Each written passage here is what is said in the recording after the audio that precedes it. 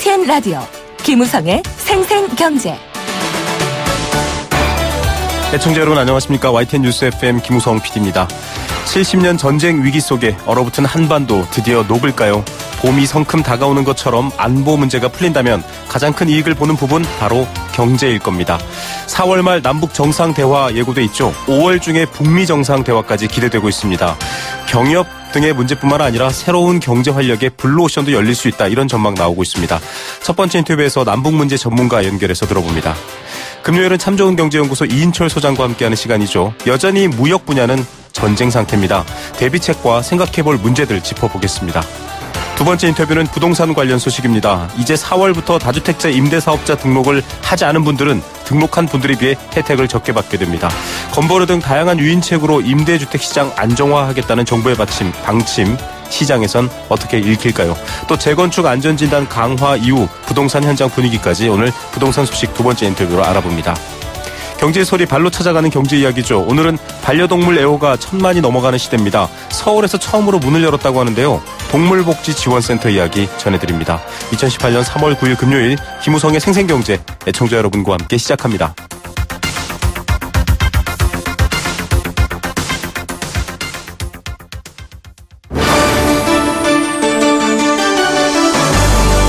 YTN 라디오 김우성의 생생경제.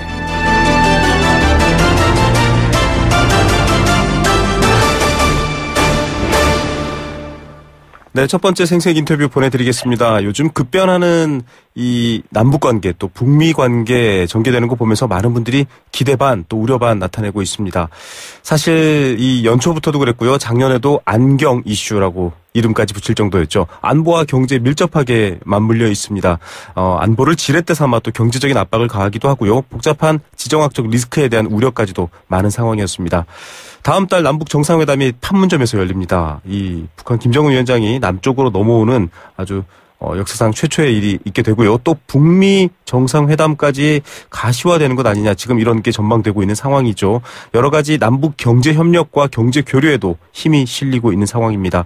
정확히 이 상황을 좀 판단해야 경제적인 면 어떻게 또 기회가 될지도 알아볼 수 있을 것 같은데요. 전문가 연결해서 알아보겠습니다. 세종연구소 홍현익 수석 연구위원입니다. 위원님 안녕하십니까? 네, 안녕하십니까? 네, 사실 지금 이 남북 또 특히 북한을 둘러싼 모든 안보 이슈의 핵심은 핵이었습니다. 이 핵 자체를 좀 북한이 전향적으로 바꿨다, 이렇게 지금 판단해도 될지요? 어떻게 보십니까? 네, 일단 북미 간의 대화를 시작할 충분한 여건이 조성이 됐다, 이렇게 보여집니다. 네. 이전까지는 핵은 아예 논의 대상에 될 수 없다던 북한의 입장이 우리 정부가 꾸준히 외교를 펼치고 평창 올림픽 계기로 남북 간의 관계가 개선되면서 북한이 드디어 김정은의 입을 통해서 비핵화를 주제로도 북미 간에 대화할 수 있다. 또 궁극적으로 핵을 포기할 용의도 있다. 그러니까 줄고로서의 비핵화도 가능하다, 이렇게 얘기를 했고요. 그러니까 미국으로서는 이제 대화할 수 있는 이유가 이제 생긴 거죠. 네. 과거에는 핵은 아예 얘기도 못하겠다는 였는데, 네. 그런데다가 하나 더 더해가지고 김정은이 이 핵 대화가 이제 시작되면, 북미 대화가 시작되면, 물론 핵만 얘기하는 건 아니죠. 네. 북미 관계 정상화도 뭐 의제로 삼는다고 하는데, 네네. 어쨌든 핵을 주제로 북미 간의 회담이 진행되는 동안에는 추가적으로 핵 실험이나 미사일 발사하진 않겠다. 네. 이거 이제 행동까지 하겠다라고 맞습니다. 이제 보여졌고요. 그 다음에 이제 남북 간의 합의문 형태는 아니지만 구두로 정의용 우리 안보실장이죠. 대표단 네. 단장에게 한미연합훈련이 통상적으로 진행된다면 그 내용은 이해한다. 네. 그러니까 한미 군사훈련 하더라도 뭐 추가 도발 안 하겠다, 이런 얘기를 했기 때문에 네. 어떻게 보면 미국이 북한하고 대화를 안 할 이유가 없는 거죠, 이제. 예. 자, 그동안 넘을 수 없었던 담벼락이 되었던 전제들, 앞서 말씀하신 한미 훈련, 또 핵, 이런 얘기들, 지금 대폭 그 전제들이 완화됐습니다. 대화 안 할 이유가 없다, 지금 위원님께서 전망해 주셨는데, 좀 궁금한 게 있습니다. 북한 측 태도가 갑작스럽게 변했다, 이렇게 봐야 될까요? 배경은 어떤 식으로 좀 저희가 이해해 보면 될까요? 네, 이미 작년 11월 30일 날 바로 전날 그 화성 15형이라고 미국 전역을 가격할 수 있을 정도의 대륙간 탄도탄을 고각으로 시험 발사해서 성공한 직후에 네. 김정은이 국가 핵무력 완성했다 이렇게 선언했습니다. 네네. 그 얘기는 이제 완성했다라고 최고 지도자의 입에서 전제 국가에서 얘기가 나오면 그 다음엔 뭐 안 해도 되는 거 아닙니까? 네. 그러니까 추가 실험을 할 필요가 없다는 거를 벌써 의향을 그때 내놨고요. 그래서 이제 조만간에 북미 대화가 될 수도 있겠구나 했는데 그것이 이제 본격적으로 북한이 이제 치고 나온 게 평화 이니시어티브로서 그 10년사에서 네. 비록 뭐 내 책상에 핵 단추가 있어서 미국 전역을 가격할 수 있으니까 네. 미국이 북한을 공격할 염려가 없다 이렇게 호언장담하기도 했지만 네.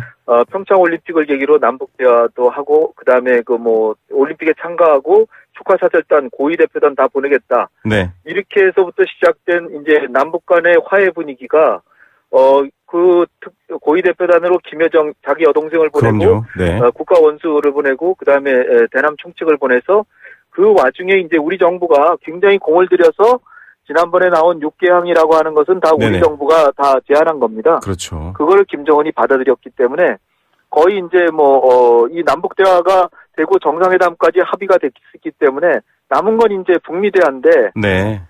근데 이제 트럼프 대통령도 펜스 부통령이 와가지고 굉장히 자기 스스로 고립된 행보를 보이다가 네. 미국 내에서도 그게 여론이 안 좋았거든요. 네네. 그런데 이제 남북 정상회담도 하고 또 비핵화 여건도 그 김정은이 받아들였기 때문에 트럼프로서는 자칫하다가 미국이 초강대국으로서 소외당하는 어처구니 없는 일을 당하겠다. 네. 그래서 거꾸로 김정은의 초청을 받고 그렇다면 남북 정상회담하고 5월 달에 정상회담 북미 간에 할 수도 있다. 이렇게 이제 트럼프도 뒤질세라 치고 나온 거죠. 예, 역시 이 신년부터 이미 예고된 부분. 사실 이 핵 단추 논란 때만 해도 전쟁 위험 고조라는 걱정을 했습니다. 내 핵 단추가 더 크다 이런 얘기도 있을 정도였는데 네. 지금 여러 가지 전개된 상황은 결국 트럼프와 김정은 이 두 사람이 만날 수 있는 상황이다라고 하는데 일단은 뭐 양측의 정상들이 그런 얘기를 했기 때문에 대화 가능성은 아주 높아질 것 같은데요. 어떤 형식이 될 거라고 보십니까? 네, 일단은 우리도 이제 남북 정상회담 추진위원회 구성해서 임정석 실장을 그 대표로 이제 임명을 했고요. 네네. 그러니까 우리가 남북 정상회담을 추진하면서 남북 간의 실무회담이 이제 자주 있겠죠. 네. 그래서 남북 간에 계속 동력이 유지되는 가운데 그 미국도 북미 정상회담을 이제 하니까 준비를 할 거 아니겠습니까? 네네. 아마도 추정컨대 북한의 특사가 백악관을 먼저 방문해서 예상컨대는 뭐 북한의 외교 총책이라고 할 수 있는 리수용이라든지 네. 외교상 리용호라든지 이렇게 가고 김여정도 또 이번에 미국에 갈 가능성이 있다. 네. 그러고 나서 트럼프 대통령도 자기의 특사로 틸러슨 국무장관 정도 또 보낼 수 있습니다. 네네. 그러면은 이제 벌써 장관급 이상의 교류가 되는 거고. 네. 그러면서 북미 간에 또 이제 계속 이 회담이 준비되면서 네네. 하나하나 의제가 설정되고 그러는 가운데 4월 말이 되면 한미 정상을 회담을 해서 네. 거기서 이제 상당히 디딤돌이 마련되겠죠. 예. 그래서 그 안에 이제 북핵 문제에 대해서도 네. 지금 사실 제일 중요한 게 북핵 문제니까 그러니까요. 일단은 추가 실험은 안 한다고 했는데 추후에는 이제 그 추가 실험만 안 하지 프로그램은 돌아가는 거거든요. 네네. 그러니까 프로그램을 정지시키고 IAEA 사찰단을 복귀시키겠다. 이 정도 합의가 정상회담에서 나올 수도 있고 아니면 그 전에 나온다면 더 빨라지는 거고요. 네. 그러면서 이제 거기까지 동결이 되면 그 다음에 이제 북한의 핵 능력이 추가로 증대되는 게 아니기 때문에 네. 그 다음에는 이제 폐기를 위해서 좀 여유를 갖고 이제 회담을 할 수 있는 거죠. 예, 참 이 핵 폐기의 과정까지의 여러 고려점들 지금 위원님께서 조목조목 하나씩 짚어주셨는데요. 결국은 이 과거에도 사실은 94년부터 북미 대화가 진행되면서 수교 기대가 있었던 정도 있었거든요. 이 올브라이트 장관의 방북 당시에도 이런 기대가 있었었는데 수교, 즉 경제 제재를 지금 계속 가져오고 있습니다. 오바마의 전략적 인내 이후로 계속 경제 제재가 강화되는 추세였는데 네. 수교와 경제 제재의 철회를 기대해 볼 수도 있는 상황일까요? 어떻습니까? 그렇죠. 경제 쪽에서 종사하시는 분들은 이게 더 관심이 있을 수 있는데. 예, 그렇죠. 아주 달라지죠. 지금 개성공단이나 금강산관광은 박광자 씨 살해 사건 때문에 네네. 중단된 거고 개성공단은 박근혜 정부에서 적절하지 않지만 그 핵실험과 미사일 발사하니까 개성공단을 닫았는데 네네. 이거는 저는 실수였다라고 보고요. 네. 그때 안 닫았으면 좋았을 뻔했는데 어쨌든 네네. 이미 다 과거의 사이기 때문에 네. 향후에 개성공단이 재개되고 이렇게 하기 위해서는 일단은 뭐 유엔 안보리 제재는 큰 문제는 아닌데 네네. 미국과 북한 간의 핵 대화가 돼서 미국이 이걸 꺼름직하게 생각하지 않으면 개성공단 재개도 금년 중에도 가능하다. 저는 이렇게 보고요. 네. 근데 이제 이게 사실은 유엔 제재도 제재위원회에서 개성공단 재개는 좀 허용해줘야 되는 이런 문제가 있는데 네네. 그 제재위원회도 미국이 사실상 주도하고 있기 때문에 네. 결국은 미국입니다. 그러니까 그 5월 달에 정상회담 돼서 미국이 뭐 북한하고 굉장히 빠른 속도로 관계가 개선되면 네. 개성공단은 불과 얼마 안 돼서 재개될 가능성도 배제할 수 없습니다. 예, 사실은 이 평창 올림픽 때 이 북한의 물자라든지 이런 여러 가지 교류에서의 어떤 제재를 위반하는 부분에 대한 논의가 커질 정도로 중요한 문제. 결국은 열쇠는 미국이 쥐고 있다. 지금 이렇게 이 핵심 사항을 말씀해 주셨습니다. 결국은 지금 이 지정학적 리스크 해소 어느 정도 굉장히 급진전되고 있는 상황인데 경제적인 것들은 그 뒤에 봐야겠지만 굉장한 기대가 될 수도 있을 것 같습니다. 일단 이 합의문 나온 것들 정의용 단장이 가져온 얘기 중에 절대 남쪽을 향해 대한민국을 향해 핵과 재래식 무기를 쓰지 않는다. 이 자체만 해도 사실 경제적으로는 큰 의미가 되거든요. 여러 가지 리스크 요소에서. 이 부분은 뭐 확실하게 어떤 북한의 믿을 만한 입장이다 이렇게 판단할 수 있을까요? 김정은이 그 부분은 정말 결심하고 남한의 선의를 표명해야 되겠다라고 한 얘기 같습니다. 네. 이게 굉장한 선물이고요. 네네. 그다음에 이제 이번에 뉴스 중에 사실은 제일 큰 뉴스가 남북 간의 한라인을 청와대하고 북한 그 위원장 서기실에 네네. 만든다는 거거든요. 네네. 이게 되면 그야말로 우리 민족의 운명을 우리가 이제 전개해 나갈 수 있습니다. 그러니까 한반도 운전석에 완전히 앉게 되는 거거든요. 예. 그러니까 북한의 사정이 궁금하면 미국뿐 아니라 중국, 러시아, 일본의 정상들이 네. 문재인 대통령한테 전화 걸어서 이거 북한 어떻게 돼갑니까? 물어봐야 되는 상황이 되니까. 정말 운전석에 앉았군요. 예, 네. 우리가 굉장히 그 국제적인 위상도 높아졌고, 네. 우리 항우의 국가안보라든지, 네. 그럼 경제협력도 우리가 하는데 주변국들이 간섭할 이유가 훨씬 줄어들죠. 그러니까 예. 제가 볼 때는 지금 5월까지만 잘 진행되면, 네네. 그 다음에 문재인 대통령이 펼칠 수 있는 게 한반도 신경제지도라 그래서 그럼요. H축으로 해서 서해안 네. 쪽, 동해안 쪽, 네. 휴전선 이들 때 네. 이게 개발되면서 그러면 나중에는 이제 그 가스관도 시베리아 가스관 연결하고 철도 연결하고 뭐 얼마든지 갈 수 있습니다. 네. 단지 한마디로 유엔 안보리 제재도 다 미국이 주도하기 때문에 네네. 미국과 북한과의 관계만 개선되면 멀리 갈 수도 있다. 이렇게 보입니다. 한반도 신경제 정말 무궁무진한 기회가 열린다라는 점에 대해서는 많은 분들이 믿어심치 않을 만한 물론 잘 진행된다라는 얘기인데요. 끝으로 위원님 그렇게 지금 여러 가지로 해빙 무드에 적극적인 만남의 의사표명과 다양한 준비들이 되어 있지만 혹시라도 이거 좀 조심해야 된다. 이런 리스크 염두에 두고 가야 된다라는 부분이 있을까요? 과거사를 보면은 이제 육자회담이 9.19 공동성명 합의도 됐지만 네. 미국이 북한의 제재에서 깨지고 그랬는데 네네. 북미 간에만 대화하도록 놔두면 언제든지 양측이 다 고집세고 다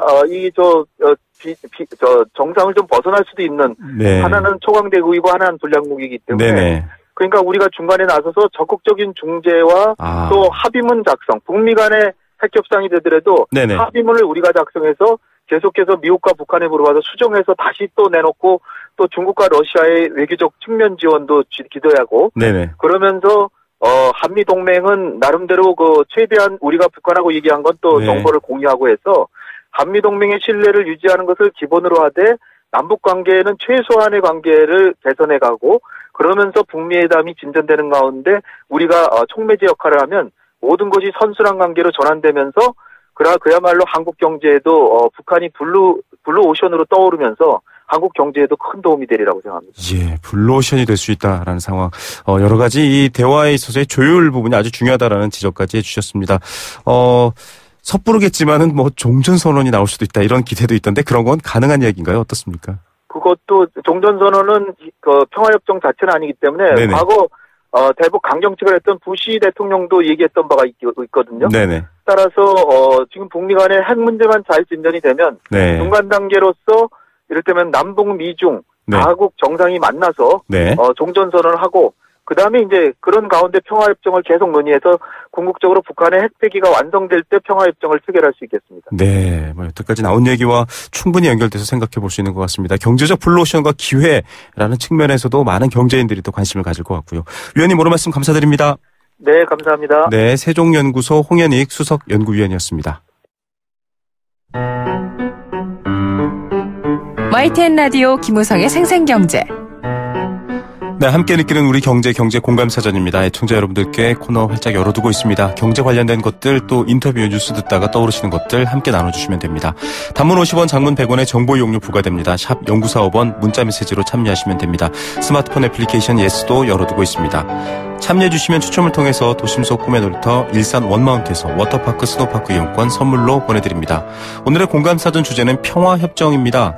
남북관계뿐만 아니라 북미 관계에도 훈풍이 불고 있다, 이런 기사들 많이 보셨을 텐데요. 트럼프 미국 대통령과 김정은 북한 국방위원장 이 만남에 가시화되고 있습니다. 그러면서 종전협정을 평화협정으로 바꿔야 된다, 이런 목소리가 힘을 얻고 있습니다. 사실은 정전 상태입니다. 전쟁을 잠시 중단한 상태인데요. 완전한 평화협정 상태로 가게 될 경우에 여러 가지 다양한 가치, 또 여러 가지 경제적인 기회가 열리기 때문이죠. 미국의 입장에서도 사실은 새로운 시장에 대한 미국의 영향력, 관심사가 있을 수 있습니다. 다만 북한은 체제 보장을 가장 중요한 안전장치로 내세우고 있습니다. 이게 없다면 아무것도 안 된다. 과거의 핵을 가장 먼저 전제 조건으로 내세웠던 것과 또 비슷하다고 할 수 있겠죠. 평화협정 체결 가능할까요? 그 이후에 또 우리 한반도의 경제 상황 어떻게 기회를 얻을까요? 바뀔까요? 여러분들은 이 부분에 대해서 어떻게 생각하십니까? 여러분들의 의견도 기다립니다.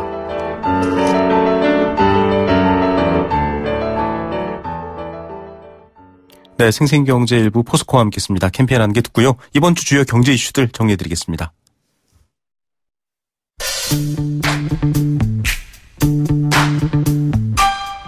참 좋은 경제연구소 이인철 소장과 함께 이번 주 가장 중요한 경제 이슈를 정리해드립니다. 경제 톱 이슈. 네, 한 주간의 흐름으로 바라보는 경제 이슈, 또 다른 시각과 또 이해를 가능하게 합니다. 매주 금요일 친절하게 이 스튜디오에 나와서 그런 시간 마련해 주시는 분이죠. 참 좋은 경제연구소 이인철 소장님, 오늘도 스튜디오에 함께하고 계십니다. 안녕하십니까? 예, 안녕하세요. 예, 지금 저희가 앞서서 사실은 남북 문제 얘기할 때 트럼프 대통령이 김정은과 햄버거 먹고 싶다 이야기도 떠오르고요. 굉장히 많은 에피소드들이 연기됩니다. 그런데 이 무역 부분 보면 여전히 전쟁 국면에서 굉장히 좀 괴롭히는 상황인 것 같아요. 관세 문제가 또 불거졌죠. 그렇습니다.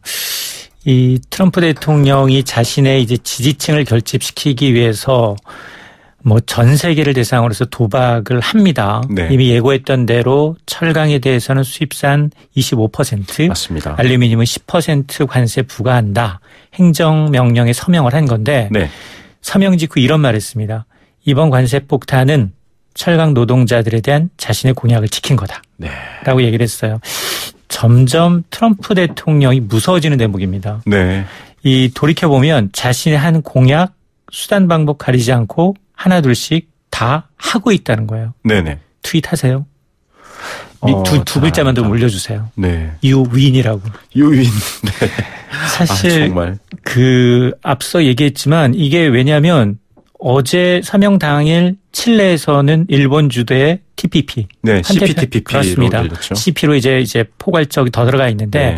이 출범식이 있었어요. 네네. 근데 트럼프는 사실 당선되자마자 나 기후 변화 깰 거야. TPP 네. 탈피할 거야. 다 해버렸죠. 다 이제 언급해 놓고는 최근 들어서 입장이 더 바뀝니다. 네. 가입할 수도 있어. 약간 네. 난 쪽으로 유리한 쪽으로 바뀌면. 맞습니다. 이렇게 좀 그러니까 판을 깨트릴 것처럼 하지만 저 네. 결정적인 순간에 자신한테 유리하도록 바꾸고 주도하는 방식이에요. 네. 그러니까 김정은 위원장이 지금 판문점까지 와서 대통령 만난다고 하는데 이 하소연하는 게 뭐예요? 체제 안정을 보장해달라는 거거든요. 네. 근데 트럼프는 선제 타격, 북한 체제 전복 맞습니다. 그런 걸 언급하면서 야 지금 트럼프를 보게 되면 정말 실언이 아니라 이게 실언이 아닐 수도 있겠다. 맞습니다. 이런 이제 불안감 때문이다라는 생각이 들거든요. 사실 청취자 여러분들은 잘 모르시지만 최근 들어 굉장히 전쟁 가능성이 아주 진지하게 전문가들 사이에서 논의가 됐었죠. 그렇습니다. 그래서 아마 지금 이제 관세 폭탄에서 지금 멕시코하고 캐나다가 제외가 됐는데 이것도 의미가 있다. 왜냐? 이게 지금 전 세계를 대상해서 관세카를 뽑아들었지만 결국은 나프타 개정에서 유리한 이제 입지를 굳히게 한 게 아니냐라는 분석이 듭니다. 예, 사실 캐나다 같은 경우 좀 한국 입장에서는 억울할 수 있습니다. 이 수출 물량만 봐도 우리는 왜 된소리를 만나 이런 얘기도 있는데 트럼프 대통령이 워낙 협상가 스타일입니다. 지금 말씀하셨던 것처럼 판을 깰 듯이 만들어 놓고 취할 이득을 취하고 본인의 정치적 입지, 이 러스트벨트의 투표율을 신경 쓰면서 가고 있는 상황인데 지금 국제사회도 사실 가만히 있지는 않거든요. 우리나라도 포함되어 있지만 지금 중국도 지금 전인대 중인데 좌시하지 않겠다 이런 말까지 나왔습니다. 어떻게 보십니까? 근데요. 지금 철강에 관한 한 네네.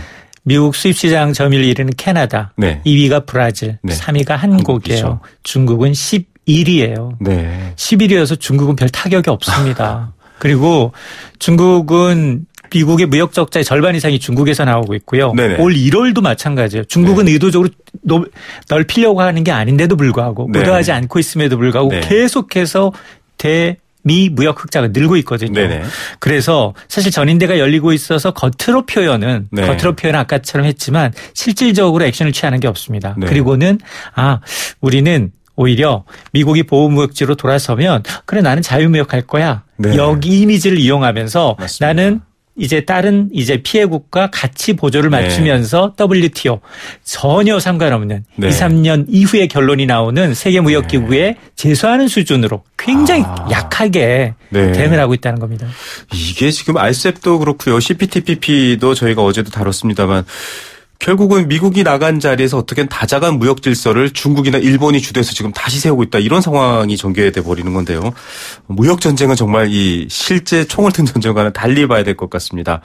어떻습니까? 지금 우리 철강 업체는 당장 피해 입는다. 앞서 말씀하셨다시피 중국과 우리는 상황이 다른데요.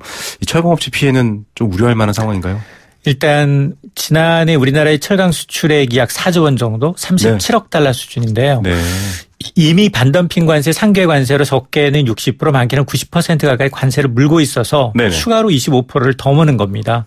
이렇게 되니까 당연히 똑같은 관세율이라고 하면 똑같이 네. 피해를 보겠지만 네네. 사실은 더 받는 게 많습니다. 맞습니다. 네. 그런데 이 대기업들은 그나마 강판에 대한 미국 수출 물량을 많이 줄였습니다. 포스코 네. 같은 경우에. 근데 이제 중견 기업들입니다. 네. 세아철강, 휴스틸, 렉스틸 같은 업체들은 미국 수출 비중이 적게는 40%, 많게는 90%거든요. 네. 그러니까 지금 트럼프의 의도대로 그러면 현재도 공장 세워야 되나 이걸 고민하고 있다는 네. 겁니다. 근데 이게 또 문제가 되는 게 이게 지금처럼 미국 경기가 좋아질 거냐 이걸 장담할 수 없다는 겁니다. 그리고 인건비 우리나라보다 미국이 더 비싸고요. 네. 생산성 우리나라랑 별 차이 없습니다. 그러니까 이게 경기 어려워진다고 공장을 옮겨올 수도 없는 거기 때문에 네. 트럼프 행정부의 압력 때문에 과연 지금 이게 정말 설비를 다 그쪽에다 옮길 건지에 대해서는 정말 좀 더 득실을 따져봐야 합니다. 이 세이프가드 이후 또 무역 확장법부터 시작해서 지금 GM 사태까지 보면 우리 국민들의 이 무역에 있어서의 정말 대미 감정은 썩 좋지 않을 수도 있다는 얘기인데 미국 내부에서도 지금 트럼프의 이런 행보가 미국을 고립시키거나 무역에 있어서 더 불리한 조건으로 만들 수도 있다라는 우려가 나오는 상황에서 대공황 얘기까지 나왔어요. 이거 맞습니다. 진짜 철렁 내려앉는 얘기거든요. 1930년대죠. 대공황도 미국이 보호무역지로 전환하면서 나타납니다. 네. 당시에도 이제 1928년에 당선됐던 이 허버트 후버 대통령이 네. 미국 우선주의를 내세우니 포퓰리즘 공약시키기 위해서 미국에 수입되는 2만여 개 품목에 대해서 사상 최고의 관세를 매깁니다. 네. 그런데 가만히 있겠습니까? 이에는 그렇죠. 이 눈에는 눈. 영국을 비롯한 23개의 무역 상대국이 보복에 나서다 보니까 네.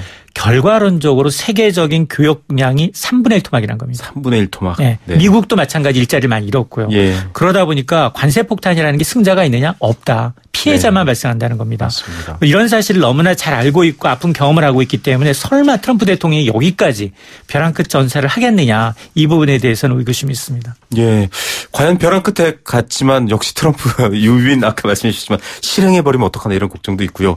앞으로 지금 우리 정부를 압박할 수 있는 다양한 카드들 또 자국 우선주의 카드들이 있는데 벌써 한 20몇 년째 회자되는 조항입니다. 슈퍼 301조. 이런 강력한 조치를 또 취할까요? 다음 카드는 슈퍼 301조가 될 것이다라고 보는 게 전문가들의 견해가 우세합니다. 네. 왜냐하면 이 무역 적자의 절반이 중국이고 중국이 타격을 받을 수 있는 게 뭐냐? 바로 지적재산권. 서비스 분야죠. 그렇습니다. 이걸 네. 지렛대로 중국의 자본시장을 열고 싶어 합니다. 네. 미국은. 네. 전국적으로는. 그러다 보니까 이 만일 슈퍼 301조를 들면 이 지적재산권을 들면 우리도 지금 예배지대가 아니에요. 네, 이미 제약업체들, 미국의 제약업체들이 한국 제약업의 경우에는 건강심평원, 건보공단 이중적인 가격 체제로 지나치게 신약 가격을 지금 네. 낮춰가고 있다. 네네. 이거 조사해달라고 지금 심의가 들어가 있어요. 네. 그러다 보니까 우리도 아마 한미 FTA 제정 상황에서 이 슈퍼 301조 카드를 네. 미국이 꺼내들 가능성이 높습니다. 예, 단순한 법률 시장 개방 정도의 문제가 아니고요. 판을 미국이 유리하게 바꿀 수 있는 수단으로서 슈퍼 301조 여러분들 머릿속에 넣어두시고 또 뉴스 보셔야 될 것 같습니다. 이번 주 이슈 정리 감사드립니다. 네, 감사합니다. 참좋은 경제연구소 이인철 소장이었습니다.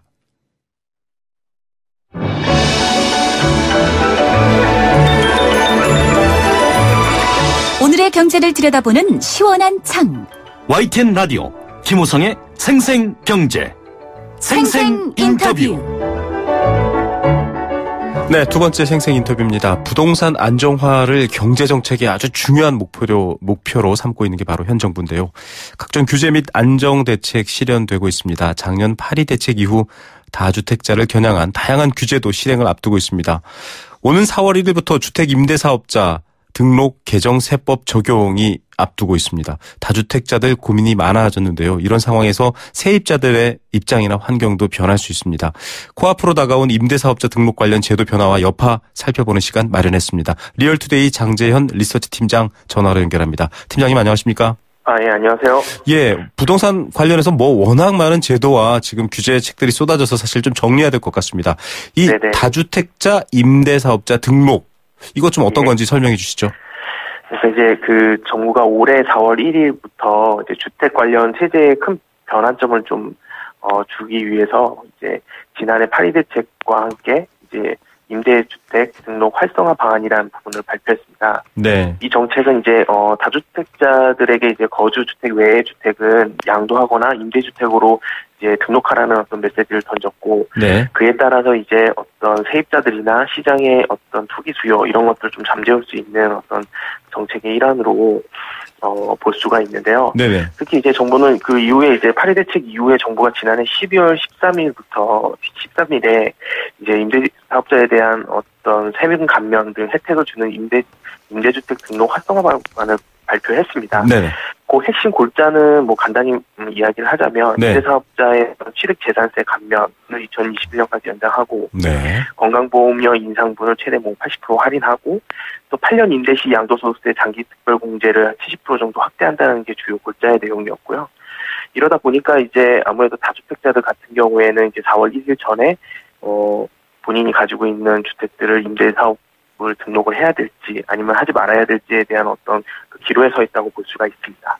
예. 사실 그만큼 정부가 이 매매 시장까지 겨냥해서 임대 시장까지 또 여러 가지 변화를 추구하고 있는 상황인데요. 일단 당장 네. 다주택자들 선택지가 좀 좁아졌습니다. 이제 등록이냐 네네. 아니냐 시간이 얼마 안 남았거든요. 4월 1일부터니까요. 네. 국토부 장관은 작년에 이 대책 발표하면서 다주택자들 좀 집 좀 파시라 이런 얘기까지 나올 정도였는데 어떻습니까? 결국은 등록하는 게 유리한 건가요? 일단은 4월 전, 그러니까 3월에 아마 등록하는 게 지금은 유리해 보입니다. 왜냐하면 이제 개정세법을 살펴보면 단기 임대를 계획 중인 다주택자 같은 경우에는 3월 중으로 등록을 해야 네. 이제 그 임대 사업을 할 수 있는 그러니까 기간, 그러니까 양도소득세를 중과 배제 대상을 4월 1일 이후에 등록할 경우에는 기존에 적용되는 양도소득세 중과 배제나 종합부동산세 합산 배제 혜택을 네. 받을 수가 없거든요. 네. 그러니까 빨리 좀 임대사업자들은 임대사업자 등록을 하는 게 좋고요. 실제 그 임대주택으로 등록 시에는 일단 현재 이제 4월 1일부터는 네. 취득부터 처분까지 좀 모든 과정을 거쳐서 세금이 좀 많이 좀 바뀌게 됩니다. 네. 그래서 일단 취득 단계에서 보면 전용면적 60제곱미터 이하 공공주택 오피스텔을 포함한 주택을 최초로 분양을 받으면 이제 취득세가 일단 면제될 테고요. 네. 다만 이제 취득세액이 200만 원 초과하면 한 85% 정도 감면이 됩니다. 물론 이제 임대주택을 등록을 해야 되는 거고요. 보유 단계에서도 이제 재산세 혜택을 받을 수가 있는데 네. 재산세는 이제 임대주택이 두 채 이상일 경우에 감면이 되거든요. 네. 그래서 전용면적 40제곱미터 이하라고 그러면 전액이 면제가 되고 또 전용면적 60제곱미터 이하는 50%, 85제곱미터 이하는 25% 이렇게 차등으로 적용을 하게 되거든요. 네. 그래서 재산세와 어떤 취득세 bu분이 조금 감면을 받을 수 있고 또 종합부동산세도 과세 대상에서 제외되거든요. 네. 종합부동산세라는 거는 이제 1인당 주택 공시가격이 합계가 한 6억을 넘을 경우에 과세되는 이제 다주택자의 네. 세금이라고 볼 수가 있는데요. 네네.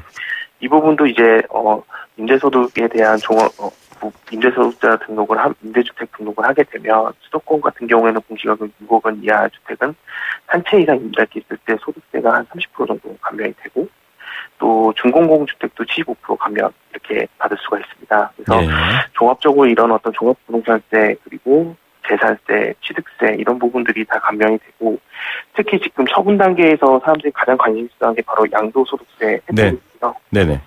아무래도 이제 다주택자들 같은 경우에는 이제 올해부터 양도소득세 중과 대상들이 되기 때문에 임대사업자 등록을 하면 공시가격이 6억 원 이하, 그러니까 수도권 외 지역은 3억 원인데 임대주택을 등록하고 임대 의무 기간을 지키기만 하면 이런 양도소득세가 좀 중과 대상에서 배제가 됩니다. 그래서 이런 부분들도 사실은 실수요 시장들 특히 지금 다주택자들 같은 경우에는 아무래도 임대사업자 등록을 좀 활성화해서 이런 어떤 임대사업 등록을 많이 할 수 있게끔 정부가 지금 유도를 하고 있는 부분인데요. 아무래도 이렇게 임대사업자 등록을 유도해서 다른 어떤 이제 세입자나 어느 정도의 임대료라든지 그다음에 어떤 세입자의 어떤 주거 안정 이런 부분까지 좀 깨할 수 있는 부분들을 모색하고 있는 것 같습니다. 예, 정말 이 정도 되면은 임대사업자 등록해서 일단은 여러 가지 혜택도 챙기면서 또 정책 상황 변화를 좀 봐야겠다. 이게 합리적인 결정 같은데 사실은 등록사업자가 돼도 할 게 많더라고요. 이게 지금 의무 임대 기간도 지켜야 되고요. 여러 가지 신고도 해야 되고 좀 복잡한 부분도 있다라는 지적도 있던데 어떤 건가요?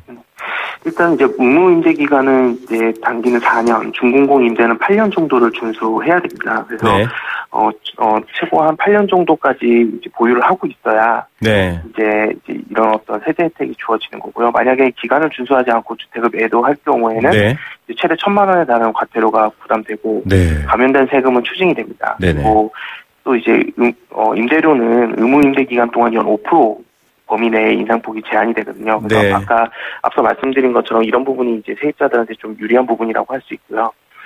또 하나는 좀 더 이제 그 밖에 이제 좀 세무신고 의무가 있습니다. 그래서 매년 사업지 현황을 세무서에 신고해야 되는 부분. 사업자가 되니까 이제 이 세무신고를 해야 되는군요.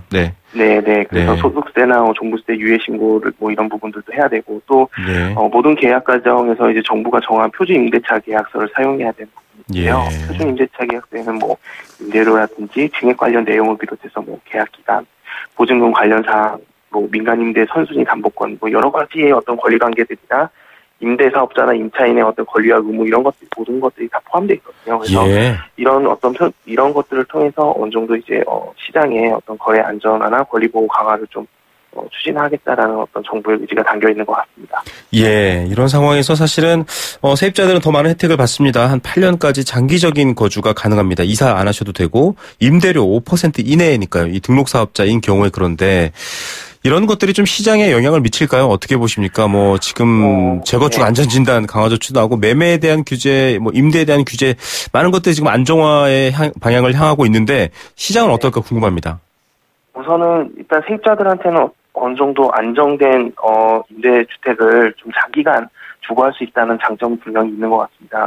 만약 이제 다주택자들이 임대사업자를 등록할 경우에는 임대료도 이제 연 5%로 어느 정도 한정이 되고 또 그 밖에 이제 정부에서 지금 하고 있는 게 소액 보증금 보호를 강화한 부분이 있거든요. 그래서 최우선 변제에 되는 어떤 소액 보증금이 서울이 최대 3,400만 원, 지방이 한 최대 2,700만 원까지 시장에 맞게 어느 정도 좀 올라온 상황이고 그래서 그 계약갱신 거절도 통보하지 않을 경우에는 같은 조건으로 좀 더 오랫동안 살 수 있게끔 다시 계약갱신 거절 통지 기간을 단축을 좀 시켜서 조금 이제 빠르게 좀 더 장기적으로 세입자들이 안정되고 장기적으로 저렴한 임대로 살 수 있게끔은 해놨는데 문제는 이제 이런 부분들이 사실은 법으로 막아놓더라도 그동안 시장의 어떤 형태를 보면 반전세 같은 편법이 굉장히 많았거든요. 맞아요. 반전세도 있었죠.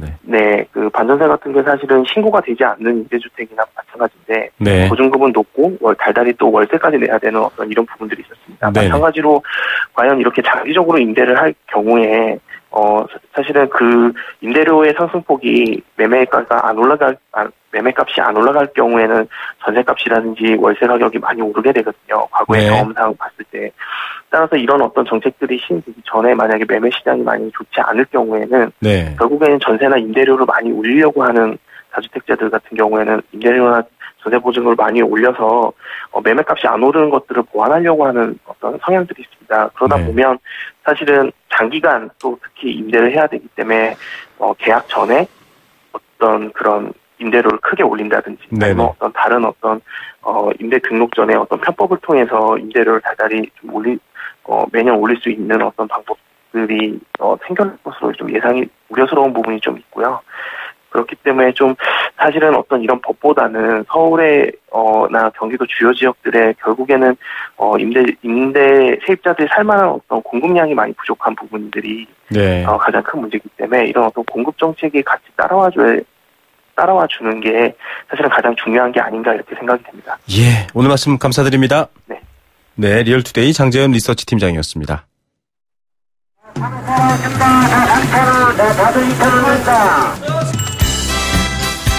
우리 삶의 경제 현장을 들려드립니다. 생생경제, 경제의 소리. 네, 금요일 직접 발로 뛰어서 소리를 담아오는 경제 뉴스 이야기들 전해드리고 있는데요. 오늘 경제의 소리 역시 김미란 경제캐스터 스튜디오에 나오셨습니다. 안녕하십니까? 네, 안녕하세요. 네, 오늘은 어떤 소리 담아오셨나요? 네, 개와 인간이 함께한 세월이 약 1만 5천 년 정도가 된다고 하는데요. 이 오랜 세월 동안 개와 사람이 친밀한 관계를 유지하면서 반려동물 하나의 가족으로 사랑을 받고 있습니다. 하지만 매년 유실 유기되는 동물 수도 늘어나고 있는데요. 2017년 기준으로 반려동물 보유 가구 수는 593만 정도가 되는데요. 매년 10만 마리 정도가 버려지고 유실되고 있습니다. 이런 유기동물 보호를 위해서 서울시가 전국 최초로 서울동물복지지원센터를 지난해 10월 28일에 개장했습니다. 먼저 서울시 동물보호과 주무관 박승진 씨를 통해서 소개를 짧게 들어보시죠. 저희 병원에 오는 동물들은 유기동물들이에요. 그래서 동물보호법에 유기됐거나 유실됐거나 길에서 있다 보니까는 굶주림, 사고, 전염병 여러 가지 일들로 인해서 다치기도 하고 그런 동물들이 입소할 수 있는 동물병원이 있어요. 네. 그냥 워낙 또 이렇게 강아지들 멍멍이 좋아하시는 분들이 많은데 단지 모아놓은 곳이 아니라 좀 아픈 친구들 또 버려진 친구들이 모여있군요. 소리 들어도 약간 좀 마음이 짠한 마음이 드는데 이게 어디에 있는 곳인가요? 네, 이곳 서울동물복지지원센터는 이 마포구 S플러스 센터 지하 1층에 위치하고 있는데요. 대부분 90% 이상이 개와 고양이가 차지하고 있고요. 약 70마리 정도가 넉넉하게 머무를 수 있는 공간입니다. 일반 유기동물 보호소는 워낙 동물들이 포화 상태라 치료 부분이 좀 부족한데요. 이곳은 치료하고 입양할 수 있는 곳입니다. 예, 여러분들 요즘 연예인들 특히 가수 이효리 씨도 그렇고요.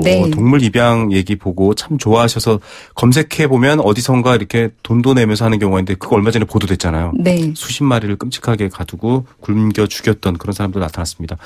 여기에서 가면 제대로 이런 것들에 대한 입양 또 치료 이런 것들을 알 수 있겠다 이런 생각이 드네요. 그런 기능들이 있나요? 네, 우선 기능이 세 가지로 유기동물병원, 입양센터, 패티캣 교육장이 이렇게 마련돼 있습니다. 유기동물이 발생하면 신속하게 전문적인 치료를 받을 수 있는 수술실과 입원실이 있고요. 치료가 끝나면 중성화와 백신 접종을 하고 동물 등록까지 완료하면 입양센터로 옮겨집니다. 먼저 유기동물이 어떤 과정을 거쳐서 이 센터에 들어오게 되는지 서울시 동물보호과 주무관에게 더 들어보시죠. 일반 시민들이 구조한 동물은 일로 들어올 수는 없고요. 유기동물 보호 시스템은 서울시에서 각 자치구별로 동물구조센터를 지정을 하게 돼 있어요. 그러면 신고를 하시는 거 120이나 자치구를 통해서 저 동물 유기동물 같아요 신고를 하면 그 구조센터에서 구조대원이 나가서 직접 구조를 하세요. 치료가 필요한 동물이 그 판단하에 저희 센터에 입소하게 돼요. 네. 참 이런 방식으로 운영되고 있군요. 많이 아까 대충 들어봐도 좀 꽤 많은 것 같은데요, 지금. 네, 우선 입양센터에는 이 동물 놀이터와 상담실이 체계적으로 마련이 되어 있는데요. 전체 입소된 동물 수가 44마리 중 22마리가 새 가족을 찾아 입양됐고요. 잘 됐네요. 네, 현재 8마리가 동물병원에서 치료를 받고 있고 15마리는 입양센터에서 새 가족을 기다리고 있습니다. 유기동물에 관심 있는 분들이 인터넷으로 입양 신청을 하고 방문해서 상담하고 있는데요. 지난 1월에 강아지 구름이를 입양한 오정화 씨 사례를 들어보시죠.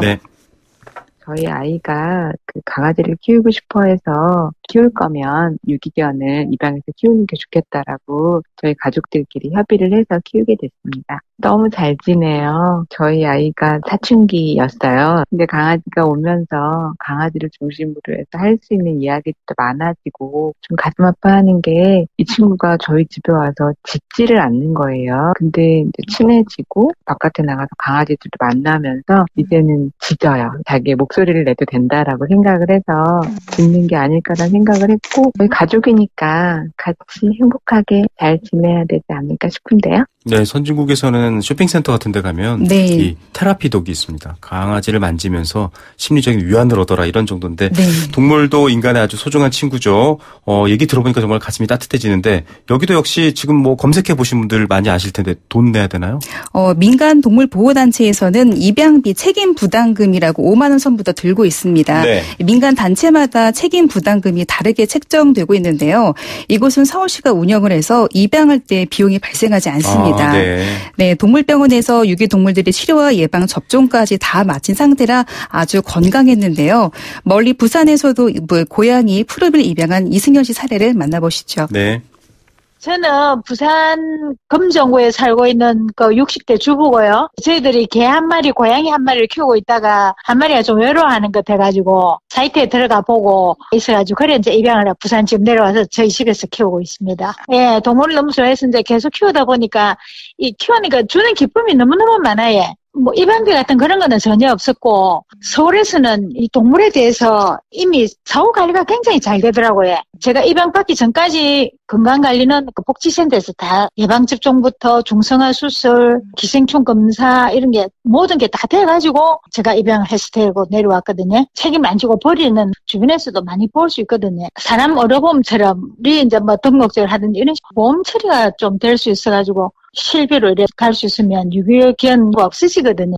이게 굉장히 비쌉니다. 동물 실손보험도 있는데요. 네. 5살, 7살 이전 이렇게 제한 있고 안타까운데 사투리로 아주 정말 정감 있게 네. 이 기쁨을 네. 오늘은 고양이 구름이 또 강아지 구름이 고양이 푸름이 얘기를 해주셨습니다. 그런데 이렇게 사랑하고 많은 기쁨을 주는데 너무 또 본인들의 어떤 반려동물만 신경 쓰다 보니까 다른 분들이 불편한 경우도 있어요. 에티켓이 필요하다고요? 네, 이 반려동물을 키우면서 올바른 보호 방법이나 좀 교육이 필요한데요. 네. 첫 번째가 동물 등록입니다. 네. 이 동물보호법 12조 1항에 있는 의무 사항인데요. 이 사람 등록증처럼 동물 등록을 하게 되면 이 동물에 대한 책임을 지겠다는 약속이 되고요. 네. 이 동물 등록이 되기 때문에 쉽게 버릴 수 없고 또 잃어버려도 찾을 수가 있습니다. 네. 두 번째는 매출 시 안전조치로 봉터 목줄을 반드시 착용해야 합니다. 네. 네, 사나운 개들 또 맹견들은 입마개를 또 해야 되는데요. 네. 최소한 내가 기르는 동물이 다른 사람에게 어떻게 비춰질지를 좀 생각하고 책임 있는 자세가 필요한데요. 네. 세 번째가 중성화 수술인데요. 네. 예, 동물보호과의 주무관을 통해서 이 중성화에 대한 중요성을 다시 한번 들어보시죠. 네. 중성화를 하면 그만큼 버려지는 동물도 줄어들게 되고요. 또 무책임한 사육, 무책임한 방치도 늘어날 수밖에 없고요. 동물의 질병도 줄어들 수가 있고 수컷은 공격적인 부분, 전립선암, 마킹 이런 게 줄어들 수가 있고 암컷도 뭐 유선종양, 자궁축농증, 동물 복지 측면에서도 그렇고 지역사회 측면에서도 중성화는 해야 되는 게 바람직합니다. 이제 동물도 입양해 가시고 교육도 받으시고 기존에 뭐 패티켓 몰랐던 부분도 좀 알아가시고 서로 소통도 하고 이런 정책이 있었으면 좋겠다 제안도 하시고 이런 소통의 장이 됐으면 좋겠어요. 네, 반려동물을 둘러싼 많은 소통의 장이 됐으면 좋겠고요. 서울동물복지지원센터 카페나 인터넷으로 검색해서 한번 알아보시면 됩니다. 오늘 소식 감사드립니다. 네, 감사합니다. 김미란 경제캐스터였습니다.